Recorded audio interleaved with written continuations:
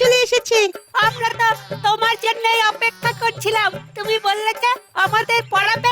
এই দেখো, আমরা বই খাতা কলম নিয়ে বসে আছি সেই কখন থেকে। ভালোই হয়েছে, এবার তো বাকি কাজটা তোদের দিয়েই করতে হবে। কি সব কাজের কথা বলছো বলো তো? তার মানে পড়ালেখা হবে না? হবে তো, তবে এবার লেখা পড়া হবে। লিখবো আমি আর পড়বে অন্য কেউ। দে দে কাগজ কলমখানা দে দেখি, চটপট লিখে ফেলি।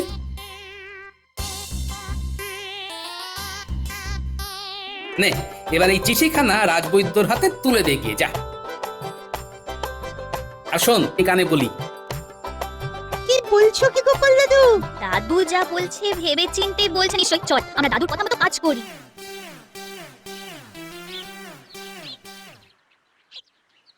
বলি বুড়ো বয়সে কি আবার লেখাপড়া করার স্বাদ জাগলো নাকি? স্বাদ তো জাগে, কিন্তু সাধ্যে কুলোয় না গিন্নি। সে কি আর আমি জানি না। তবে ওদিকে কি খবর? মহারাজ কি নিজের ভুল বুঝতে পেরেছেন নাকি এখনো অন্য ঘরে রয়েছে? না এখনো পারেননি, তবে আজ যা অপমান করেছেন তিনি আমায়, এরপরে বেঁচে থাকাই মুশকিল। কি আবোল তাবোল বলছো বলো তো তুমি? একটু জল খাবো, জল দাও না গিন্নি। সেটা ভালো করে বললেই হয়। দাঁড়াও দিচ্ছি।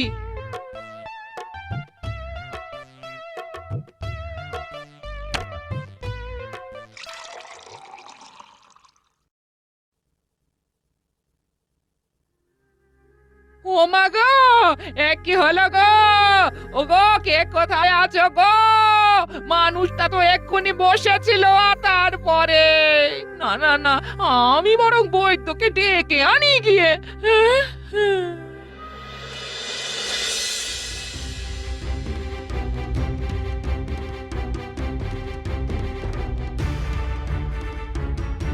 তখন থেকে তো অনেক পরীক্ষা করলেন, কিন্তু মানুষটা এখনো চোখ খুলে দেখছে না কেন?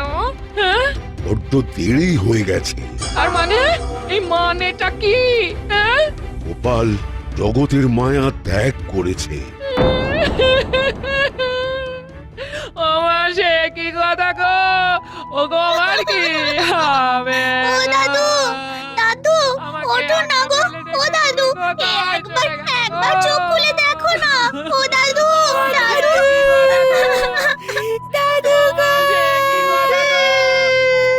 এই যে তোমরা যাও, একটা কাজ করো, মহারাজকে গিয়ে এই খবরটা দিয়ে এসো এক্ষুনি। বাকি ব্যবস্থা আমি করছি না হয় ততক্ষণ। আজ সকাল থেকে মনটা যেন কেমন আনচান আনচান করছে। কেন মহারাজ, আপনি কি কোনো ব্যাপারে চিন্তিত?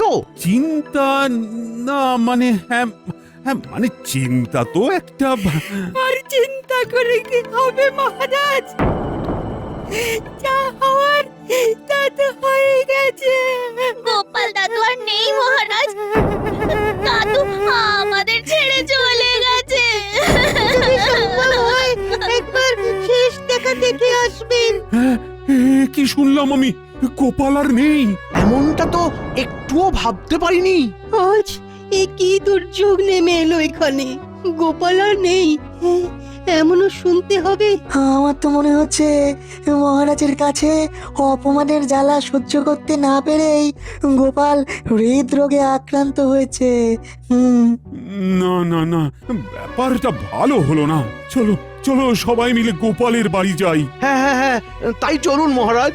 গোপাল আমাদের এতদিনের সাথী, গোপালের শেষ যাত্রায় আমরাই কাঁধ দেব না হয়।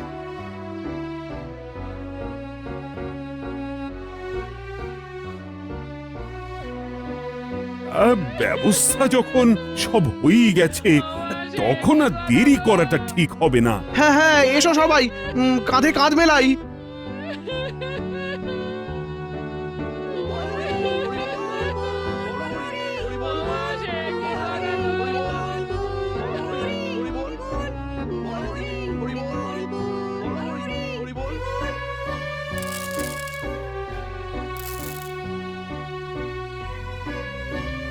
ও, এই দৃশ্য কিনা শেষে আমাকে দেখতে হলো, কিন্তু তবু আমার খুব জানতে ইচ্ছে করছে, বাচ্চারা থলি ভর্তি মোহর অলংকার সব ছড়াতে ছড়াতে যাচ্ছে কেন?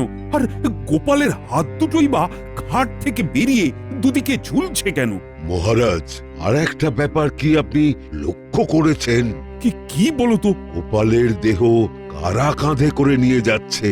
হ্যাঁ হ্যাঁ, ওই তো মন্ত্রী, সেনাপতি, জ্যোতিষী আর পণ্ডিত।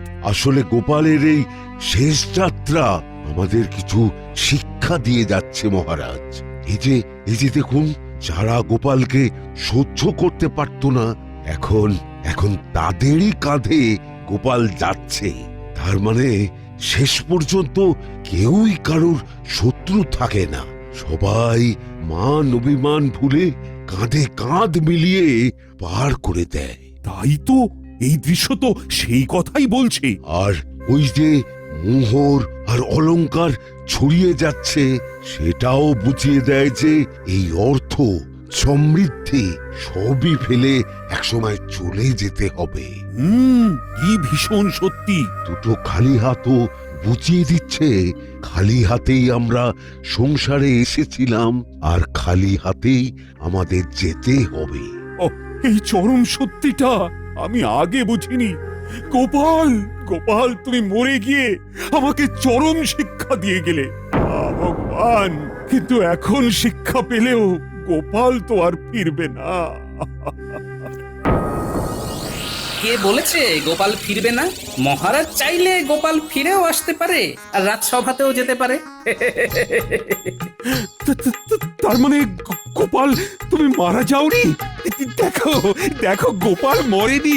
তবে সবটাই যে গোপাল ওই চিঠি লিখে আমাকে আগেই জানিয়ে গেছিল, সেটা তো আর মহারাজকে বলিনি।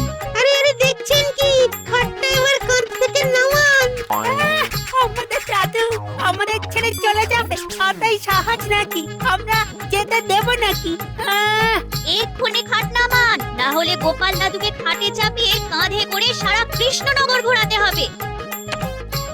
উফ, এতক্ষণে ঘাম দিয়ে ছাড়লো যেন জ্বর। কেউ এসে হাতটা আমার ধর। ও গোপাল, আচ্ছা একখানা খেল দেখালে বটে। খেল তো এবার আমি দেখাবো। হ্যাঁ, এই বুড়ো বয়সে তোমার হিমনকে আমি বের করছি। মহারাজকে শিক্ষা দিতে গিয়ে এমন রসিকতা না করলেই চলছিল না। আর ঝেঁটিয়ে তোমার মাথা থেকে এই রসিকতার ভূত নামাবো। হ্যাঁ, এই তো ওরে বাবা রে, গেলাম রে।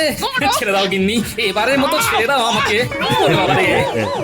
সবাই গোপালের কাছে জব্দ, আর গোপাল গিন্নির কাছে। For more updates, subscribe to our channel, click the show links and enjoy watching the videos.